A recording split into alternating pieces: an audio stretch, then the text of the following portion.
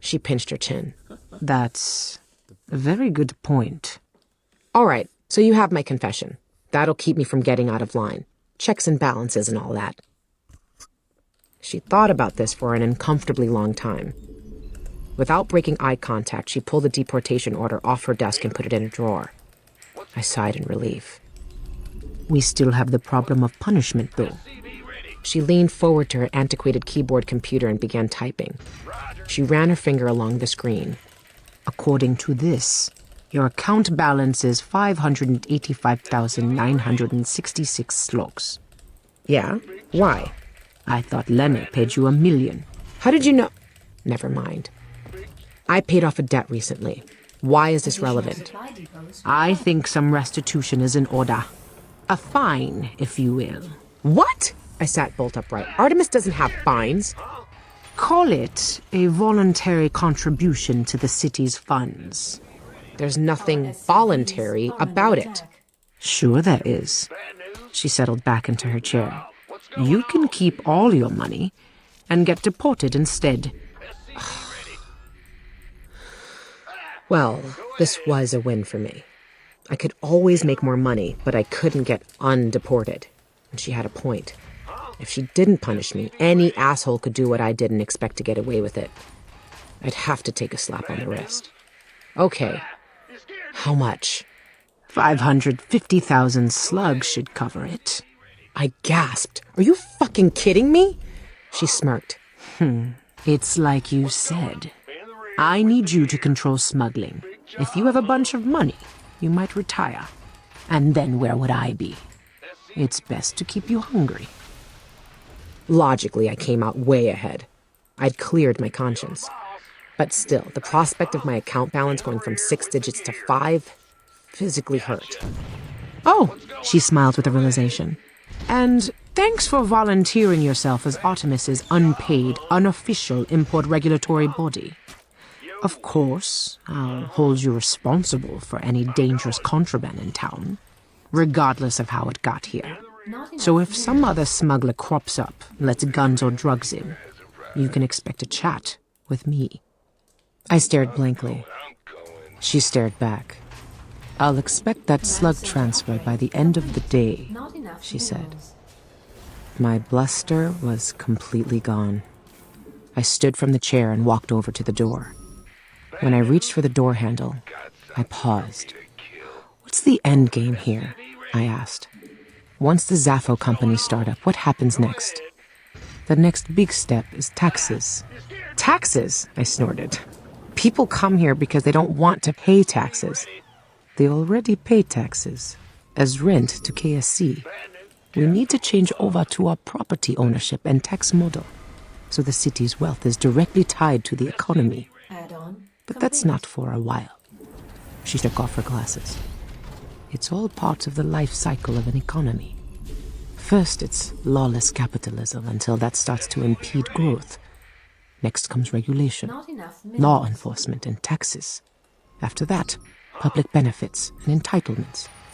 Then finally, over-expenditure and collapse. Wait, collapse? Yes, collapse. An economy is a living thing. It's born full of vitality and dies once it's rigid and worn out. Then through necessity, people break into smaller economic groups and the cycle begins anew. But with more economies. Baby economies. Like Artemis is right now. Huh, I said. And if you want to make babies, somebody's got to get fucked. She laughed.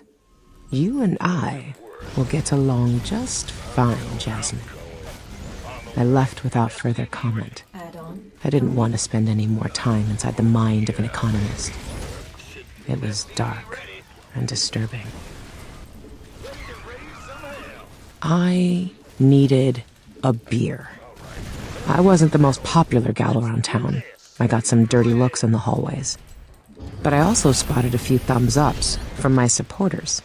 I hoped the excitement would fade in time. I don't want fame. I want people not to notice me at all. I walked into Hartnell's, not sure what to expect. The regular crowd were in their usual seats. Even Dale. "Hey, it's Jazz!" Billy called out. Suddenly, everyone passed out. Each patron tried to outdo the others with ridiculous displays of being unconscious. Some lolled their tongues, others snored with a comedic whistle on the exhale, and a few lay spread eagle on the floor. "Har, har," I said, "very funny." With my acknowledgement, the prank was over. They resumed their normal quiet drinking with a few subdued giggles. "Hey-ya," said Dale. "Since you forgave me, I figure I can just show up anytime and hang out with you." "I only forgave you because I thought I was going to die," I said. "But yeah, no takebacks." Billy put a fresh, frosty beer in front of me. "The customers took a vote and decided this round's on you.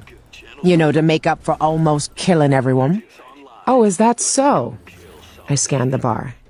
Can't be helped, I guess. Put them all in my tab. Billy poured himself a half pint and raised it in the air. "To Jazz! For saving the city! To Jazz!" The patrons called out and raised their glasses. They were happy to toast me if I brought the beer. I guess that was a start. "How are the hands?" Dale asked. "They're burned, blistered, and hurt like hell." I took a sip. "Thanks for saving my life, by the way." "No problem. You might want to thank Sanchez, too." "Nah." He shrugged and took another sip. "Tyler was really worried about you." "He'd like to see you sometime. The three of us could grab lunch, maybe. On me, of course." I bit back the obnoxious comment that swelled up. It was going to be a doozy, too. Instead, I heard myself saying, "Yeah, okay." He clearly didn't expect that answer. "Really? Because, wait, really?" "Yeah." I looked at him and nodded. "Yeah, we can do that." "Wow," he said. Great. Hey, you want to bring that Svoboda guy?" "Svobo? Why would I bring him? You two are an item, right? He's clearly crazy about you, and you seemed a little..." "No, I mean, it's not like that." Oh, you're just friends then." Dale smirked. "I see." We drank quietly for a moment. Then he said, "You're totally going to bang that guy." "Oh, shut up! 1,000 Slugs says you two get freaky within a month." I glared at him. He glared back. "Well," he said. I finished off my pint. "No bet." Ha! Dear Kelvin, sorry for the slow response. I'm sure you've read all about the chloroform leak in the news. People around here call it the nap. There were no deaths or serious injuries, but I'm shooting you an email just to confirm I'm okay. I did spend 3 minutes sizzling on the lunar surface without a spacesuit. That kind of sucked. No vacuum pun intended.